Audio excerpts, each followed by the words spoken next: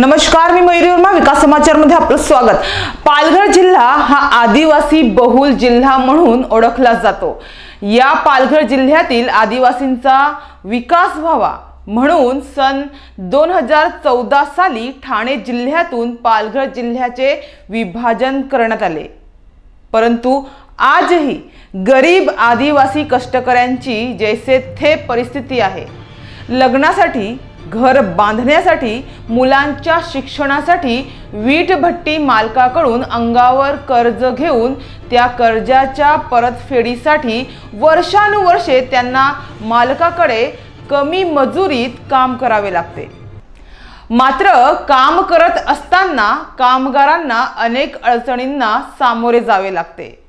मुक्या जनावरांप्रमाणे राबून मालकाचा मार देखील त्यांना खावा लागतो। तर असाच एक प्रकार डहाणू तालुक्यातील उर्से गावात घडलाय। याबाबत मिळालेल्या माहितीनुसार वीटभट्टी मालक किशोर पाटील यांनी एक गाडी वीट व 10,000 रुपये सन 2020 साली प्रदीप सुरेश घाटाळ यांच्या कुटुंबाला दिले होते।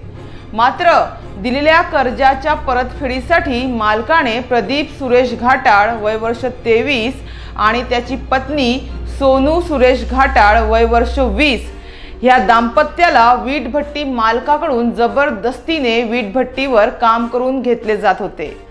ह्या दाम्पत्याला आठवड्याला 1,000 रुपये मात्र जिवंत राहण्यापुरती खर्चीला दिले जात होते।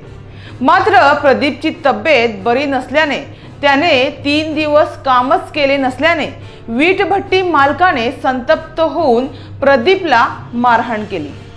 इथेच न थांबता मालकाने प्रदीपला पोलीस स्टेशनमध्ये नेऊन पोलिसांकडून सुद्धा मारहाण करण्यास भाग पाडले।